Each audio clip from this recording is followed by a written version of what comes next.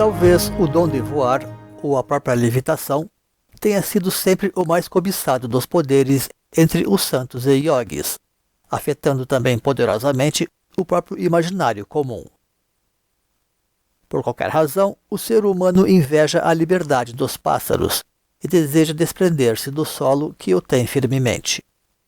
A levitação sugere que o ser humano finalmente está se libertando das cadeias que o têm preso à terra, tal como da sua própria materialidade, enfim. Tem-se de há muitos relatos de santos que voaram ou levitaram, tal como ascenderam aos céus. Neste vídeo, vamos conhecer um pouco mais sobre o assunto, especialmente desde o ângulo das tradições tibetanas, incluindo alguns aspectos técnicos e históricos. Depois da nossa vinheta. Deixe o seu like, inscreva-se, ative o sininho e compartilhe. Um dos poderes yogis mais cobiçados no País das Neves também tem sido sempre o da levitação, considerado um corolário ou suprassumo dentre outros tantos poderes, e a miúde retratado nos tankas ou pinturas sagradas para sugerir o elevado grau de realização deste ou daquele yogi, remontando já ao próprio Buda e alguns de seus grandes discípulos, como Nagarjuna, segundo as literaturas canônicas.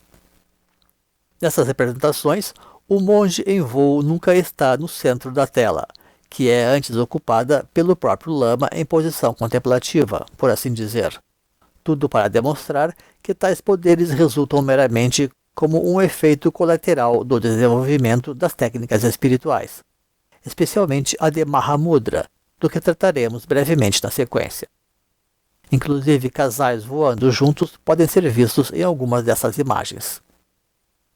O viajante Marco Polo registrou ter visto monges tibetanos voando ou levitando em suas andanças pela Ásia Central budista, ainda nos tempos do Império Mongol. Vale notar que na própria China também haveriam tradições semelhantes, porém mais relacionadas ao desenvolvimento das artes marciais.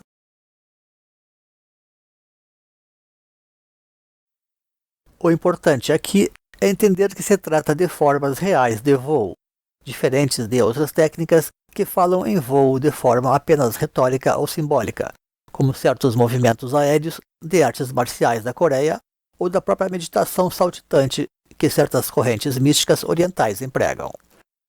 Certamente tudo isso já era conhecido na Índia e nos Himalaias também, onde provavelmente podemos encontrar referências nas epopeias do Ramayana em que acontecem grandes batalhas aéreas.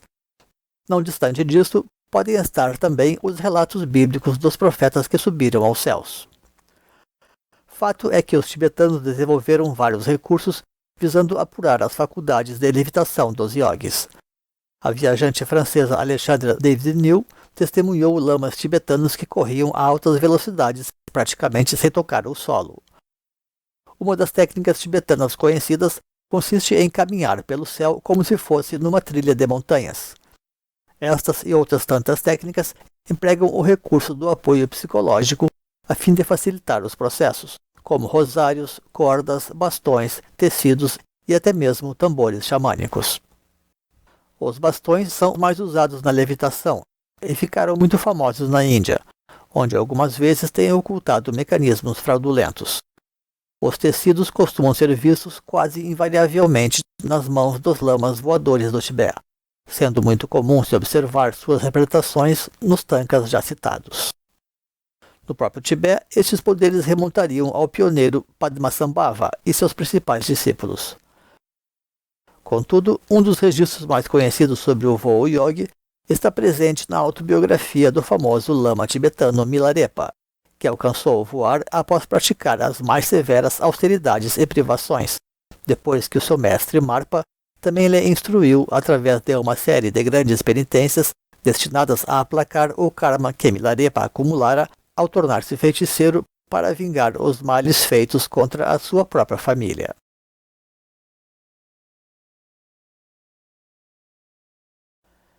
A perfeição dos poderes muitas vezes era disputada em competições. E Milarepa narra uma disputa que travou com um praticante da primitiva seita Bon, conhecido por voar com um tambor xamânico.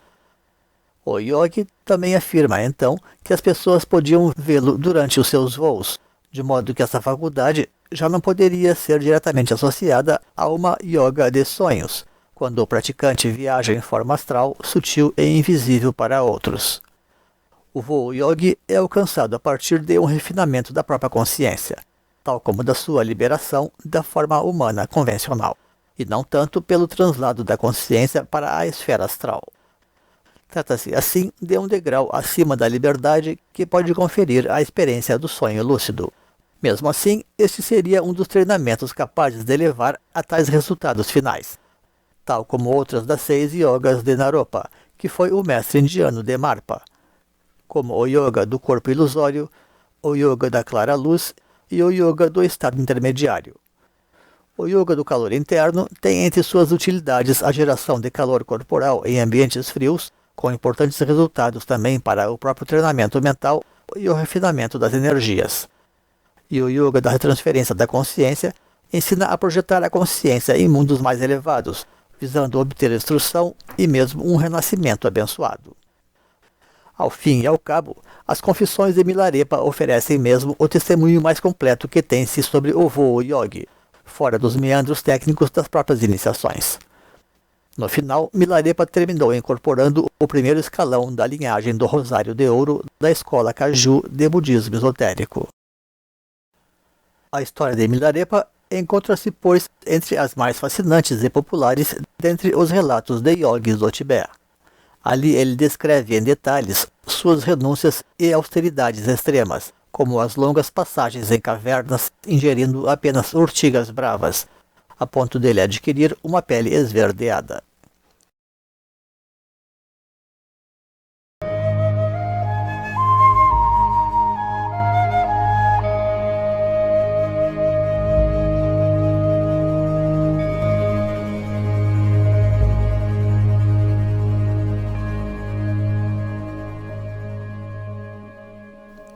Naturalmente contrastam tais testemunhos com o caminho do meio apregoado pelo próprio Buda, como se fosse um retorno ao tempo das grandes austeridades que Gautama denunciou como comprometedoras da saúde.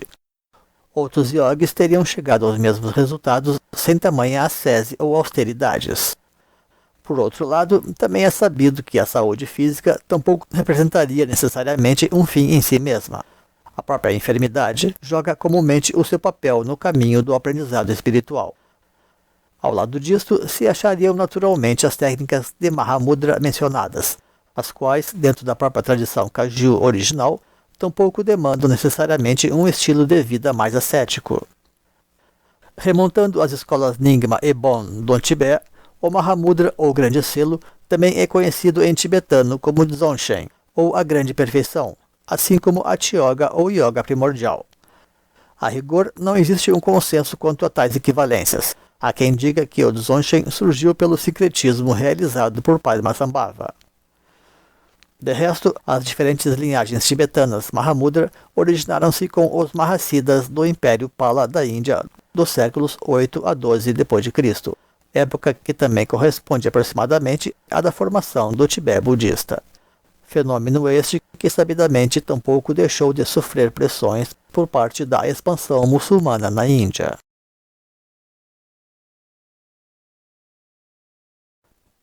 Trata-se basicamente, pois, de um treinamento final em torno da ideia do vazio e da permanência da mente neste estado sem distração. Se diz que nele são realizados todos os ensinamentos do Buda, levando a mente ao estado de Rigpa ou consciência pura.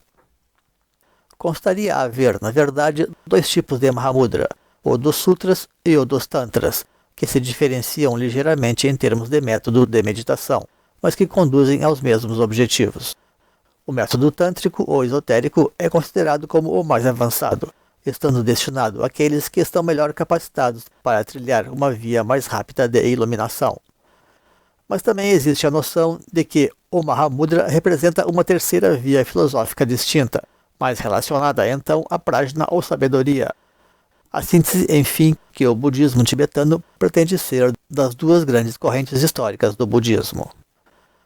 O Dzogchen pode chegar a envolver realmente uma série de práticas em termos de sabedoria, como a firme consciência dos 3 atributos da existência, que são insatisfatoriedade, impermanência e insubstancialidade, reunidas a técnicas místicas, como a questão dos ventos e dos centros de energias, sob a estrita supervisão de um guru, especialmente para aqueles que almejam realmente alcançar os seus objetivos finais.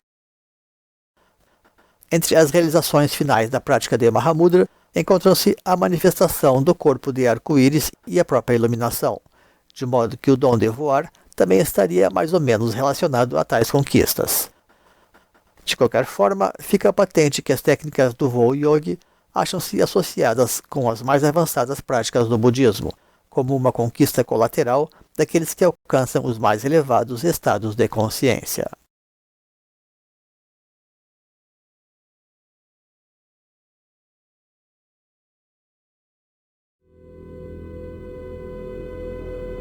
Obrigado por prestigiar o canal. E se gostou deste vídeo, deixe o seu like para que o nosso trabalho possa crescer e alcançar mais pessoas.